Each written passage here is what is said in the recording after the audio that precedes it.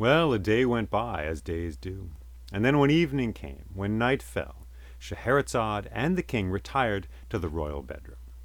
And when they were getting ready to sleep, Scheherazade said once again to the king, "Oh, my king, I so long to see my dear sister Dinarzade one last time before I die." So he agreed to this. She was sent for, and Dinarzade came into that royal bedroom. And the two sisters embraced and exchanged sweet words, and then when everyone was ready to go to sleep, once again Dinarzade said, "Oh, my sister, if you are not sleepy, please tell us the rest of the story of the fisherman and the genie." "Yes, yes," said the king, "I love to hear how that story ends."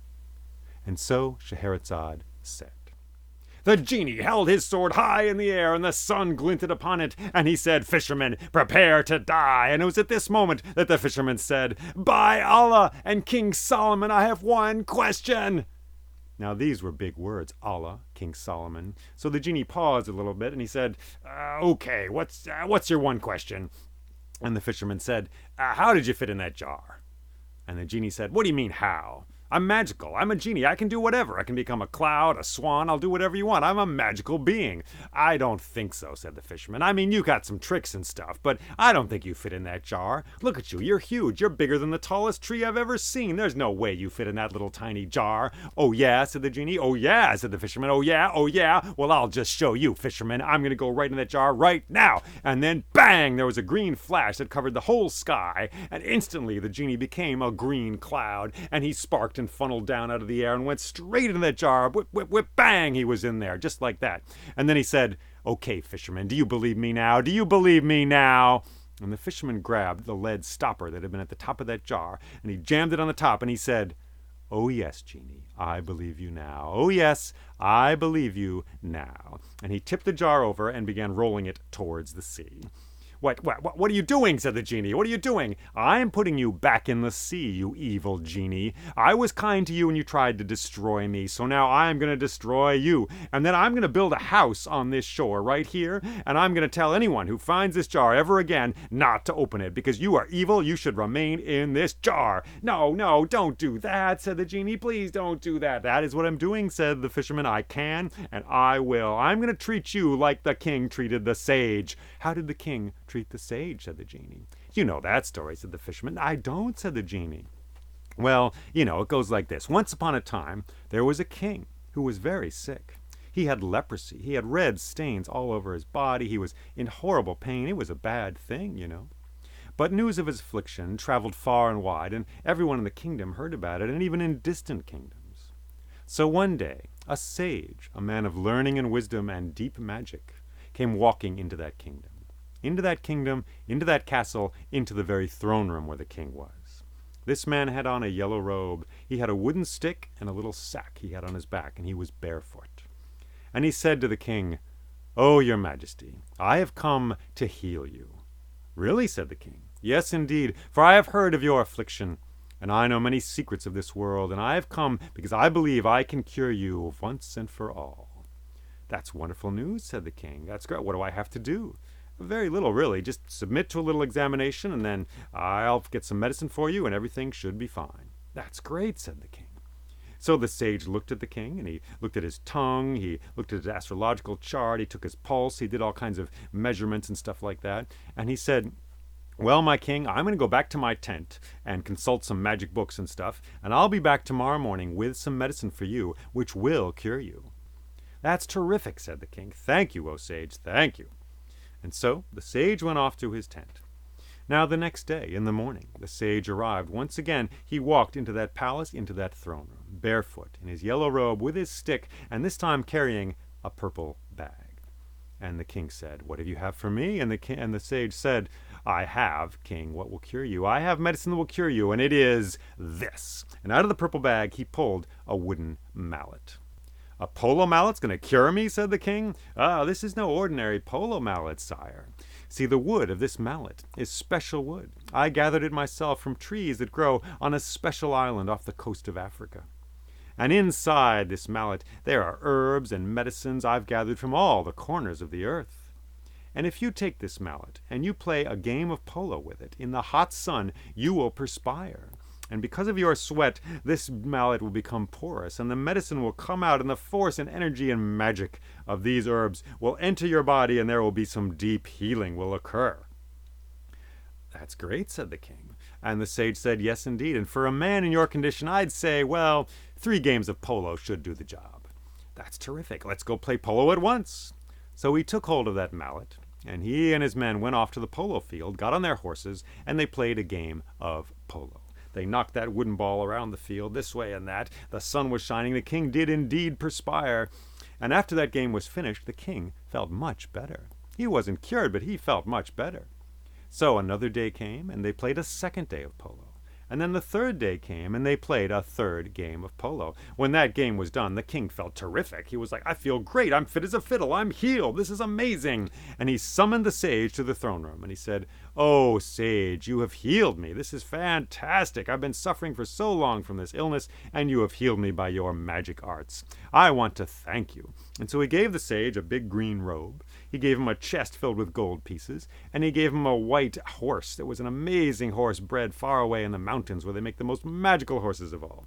And he gave these things to the sage, and the sage said thank you, and off he went to his blue tent not too far away, beyond the castle walls. Well, it was at this point that the vizier, the king's chief minister, came to him and said, "Your Majesty, might I have a word with you?" "Sure," said the king. "I have some advice for you, king. And my advice is this: kill the sage immediately." "What?" said the king. "Kill him? He came here out of the kindness of his heart to heal me, and you want me to kill him just like that?" "Yes, indeed I do," said the vizier. "For he is a magical and powerful man. Who knows why he's really here? Who knows what his motives truly are? He cured you without laying a hand on you. I'll bet he could kill you just as easily.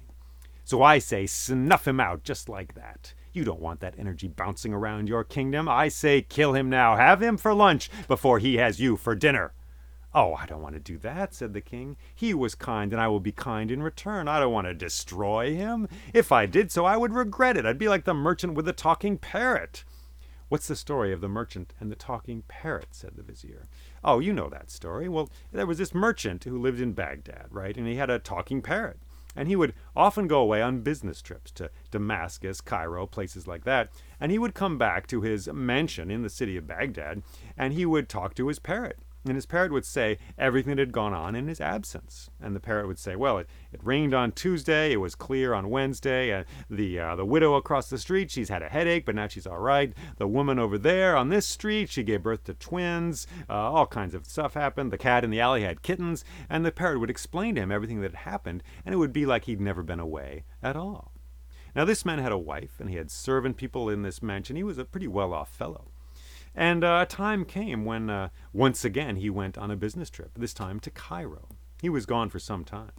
And he came back, and he spoke to his parrot, as he always did. And the parrot said, "Well, sir, I got some bad news this time, really. Your wife, well, she wasn't around that much, honestly. She met some prince or something from another kingdom, and they went on a picnic together. They've been dancing a lot, almost every night, really. And I just haven't seen her that much. So I'm just telling you what's going on. And and it rained on Tuesday." "Well, thanks," said the man. "That's wow, really? Okay. All right." Well, he was not a man to keep things hidden away, so he went straight to his wife and he said, "My dear, it's good to be back, but I talked to my parrot. He says you've met some fellow, a prince. You went dancing, maybe?" And she said, "Oh, don't listen to your bird. Don't listen to the bird. That bird lies all the time. He thinks white is black and night is day. He's like a storyteller. You wouldn't believe a storyteller, would you?" "Well, it's true," said the man. "I wouldn't believe a storyteller. They lie all the time." "Yeah, it's true. Don't believe a storyteller, and don't believe your bird. He doesn't know what's going on. I tell you this, you know what? Tomorrow morning, why don't you ask the bird how the weather was in the night? And I'm telling you, he's going to be dead wrong. He's going to be dead wrong." "Well, all right," said the man. Sure, sorry, yeah, okay."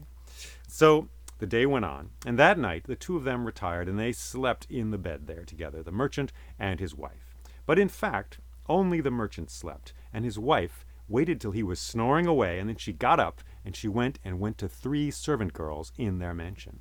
And she gave them very specific instructions. And she had one of them go to the parrot's cage and take a bowl of water and sprinkle water on top of the parrot for quite a while. Another one took a flint and a steel and made sparks appear in the dark air.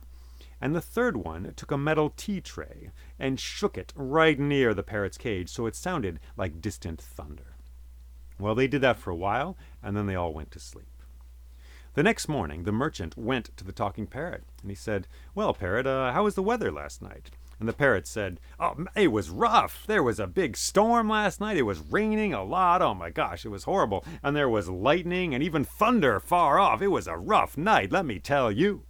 And the merchant said, "You dumb bird. It was great weather last night. There was a moon in the sky. There was not a drop of rain last night. You don't know what's going on. You make stuff up all the time. I'm never listening to you again." And he opened the cage, reached in, grabbed the parrot, twisted its neck, and threw it onto the garbage pile. "That's it for you, bird." And he went to his wife and he said, "You're right. He said there was a big thunderstorm, but he was dead wrong. See, my husband, don't listen to your talking parrot." Well, some time later, this man went on another business trip to Damascus once again. And then he came back, and when he got there, one of his servant girls was there, and she said, "Sir, I've got bad news. Your wife, well, we don't know where she is. She's kind of been missing. She went off with this prince, actually. That's what happened. And we don't know where they are, but they've left, and I don't think she's coming back." So this made the merchant sad. And he regretted, said the king, he regretted having killed his talking parrot. For this parrot had given him good advice, just as this sage came and cured me, and is a man filled with wisdom and magic, and could give me great advice and wisdom in this kingdom. But you want me to kill him? "Well," said the vizier, "yes, I do. And that's a cute story, all right, a talking bird, whatever, but that's not how this world works. That's not the way things are. Your situation is much different. It's more like the prince and the she-troll." "What's the story of the prince and the she-troll?" said the king. You know that one. Every school kid hears that one. There's the prince, and he's got a king as a dad, and one day the prince goes out hunting with some of the king's men and with a royal sage who advises both the prince and his father, the king. And they're hunting all day, and it's good weather and everything, but they don't find anything. There's no deer, no wild boar, nothing like that. Maybe a rabbit. They kill a rabbit or something like that. And then it gets to be late in the day. The sun is going down, and they're headed back home towards the castle. But in this moment, suddenly, they spook a deer out from behind a tree, and the deer jumps over a log and goes off into the forest. And the king's men say, "Oh, prince, don't worry about that deer. Let's just go home and have a meal with your father in the castle. It's been a long day." And the sage says, "No, no, no. This is an auspicious event. For this moment in the tapestry of our lives is a beautiful moment. The door to the day world and the door to the night world, they are both standing open. Many things are possible now which are not possible in the normal times of day. So, young prince, I tell you, follow that deer and see where it leads." So the prince put his spurs into the horse, and alone he galloped away through the forest. And he followed that deer, this way and that way. He followed its tracks. He pursued it through that forest until he came to a crumbling old palace in the center of that forest with vines and twisted trees all around it. At this point, the sun had gone down, and the moon was rising and spreading its light through the forest. He tied his horse to a tree. He took his bow and his arrow and a sword, and he entered that crumbling palace. Now this was a strange place. There were trees growing in some of the rooms. There were walls that had fallen in. There were burned chairs in another room. There was a tattered tapestry on one wall, all ripped to shreds. He looked for that deer in that place. This way, that way, cobwebs, old broken tables. Where was it? Now, he couldn't find the deer. And then finally, he went around a corner, and there he saw a princess in a white dress. And she spoke with a voice like water, and she said, "Oh, my prince, I'm so glad you found me here, that you've chased me and followed me to this place. For I was placed long ago under a spell by an evil magician, and now you have broken half that spell to pieces. And if you agree to take me back to your home, to your castle, that spell will be completely broken, and I will be human all the time. I will not need to be a deer ever again. Do you agree to this?" He looked at her. She was beautiful. I guess so," he said. She said, "Wonderful. I will go gather my things, and we will go off together to your castle." So she went around the corner, and she disappeared. Now the prince was kind of surprised by all this. Was a lot of stuff really fast. He was, well, a princess, she was a deer, evil magician. He got a little suspicious, actually. And so he said, well, I don't know. He started to look for her. So he went around the corner and down the hallway, but he couldn't find her. Where had she gone? He went down a hallway, turned a corner, went around here, and then he looked, and in a room he saw a smoldering fire. And near that smoldering fire there was a huge woman made of stone, it seemed, and she had great antlers on her head, and there were two little beings right there also made out of stone. And they were talking, and the big one was saying, "Oh, my children, I've found a prince for us to have for dinner. He's fed on royal food over there. He'll be very tasty, I believe, so I'm going to go kill him and bring him back for our supper." And the two little ones said, "Yes, mother, thank you, thank you." And as soon as he heard that, the prince turned around and began to run out of the castle. He ran down a hallway, down this way, that way, through a room with a burned chair, and behind him he heard footsteps. Not footsteps of a princess, but of some large thing coming down through the castle. And then he jumped through a window because he saw his horse there and ran towards his horse. He jumped into the saddle of his horse, and he used his sword. He cut the rope, binding the horse to the tree, and he turned, and he saw... But at this point, Scheherazade stopped speaking, for the light of the sun was coming through the windows of the royal bedroom. And Dinarzade said, "Oh, my sister, what an amazing story." "Yes, indeed," said Scheherazade, "and if the king lets me live for another day, I will tell you the rest of the story of the fisherman and the genie." "We'll see," said the king. But in his heart, once again, he said, "I'll let her live for another day, for I just have to hear how this story ends." So they slept a bit, they went out into the world, and once again, at the meeting in the morning in the castle, the king did not give the order that Scheherazade should be killed. And once again her father, the vizier, gave thanks that she was alive for another day.